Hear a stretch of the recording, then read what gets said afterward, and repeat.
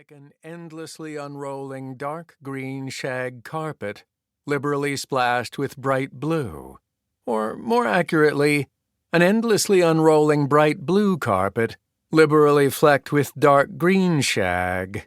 More water than land. No two lakes, ponds, marshes, rivers, streams, the same size or shape, like the work of a fevered god, or a god driven to a Jackson Pollock frenzy after the monotony of oceans, plains, and deserts. As Peter looked north, he marveled that this went on for thousands of kilometers past the horizon, slowly turning into taiga, then tundra, and then the Arctic Ocean.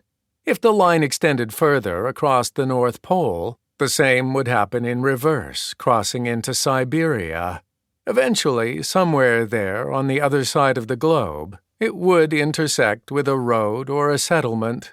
But before then, only wilderness, no sign of man. How glorious, he thought. The flight was short, and before Peter could turn his attention to figuring out which lake they were flying over, the pilot began to bank for a landing. Now he could see that it was Dragonfly Lake. Most northern lakes looked similar from the air, but Dragonfly Lake had a distinctive X shape. He smiled as the plane raced down toward the surface of the lake, the trees blurring. This was one of his favorite places on Earth, and it was where Pippin, his prize-winning sniffer dog and best friend, was originally from. He had thought about bringing Pippin, but it was too much fuss for what would be a quick visit. He would be back up here in a few days anyway, and Pippin was definitely coming along then. The plane seemed to clear the treetops by only inches, but then hit the surface of the lake with surprising smoothness, smoother than landing on a runway. He was met at the dock by John Reynolds, owner of the Dragonfly Lodge and Pure North Outfitters. Although they didn't know each other well, Peter recognized him right away. John was a short but powerfully built man, probably in his mid-50s, with the kind of bushy mustache people used to call a soup strainer. He was famous for his booming laugh and his iron handshake, his stockiness and small stature belying his strength. His grip was light today, though, and his face marked with worry. "I can't thank you enough for coming, Peter, and on such short notice.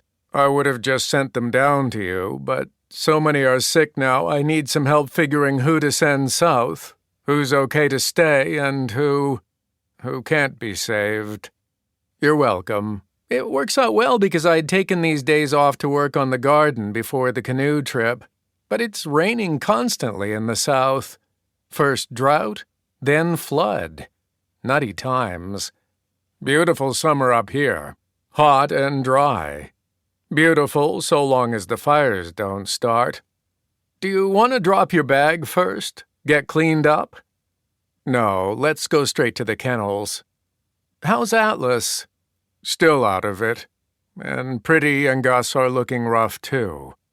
But, like I said, none of them are 100%. As they walked up the dock, they passed the two passengers with the TSB jackets, who were still waiting for their bags to finish unloading. Peter whispered to John, "TSB? Know what that's about?"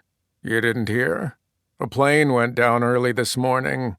They're the Transport Safety Board folks." That makes a lot more sense than Toxic Spice Bureau, Peter thought. "No, I didn't pay attention to the news before I left. Any casualties?" "All three on board presumed dead. Plunged into the lake on approach. RCMP dive team just got here." He gestured out to the lake, where 3 boats were positioned in a rough circle. "That's terrible," Peter said, while recalling his own experience landing on the lake. He hadn't been scared, and he wouldn't be next time either. It was all simple physics. In good weather, with a well-maintained aircraft and an experienced pilot, there were no random factors to consider. Luck shouldn't play a role. He would check the statistics later.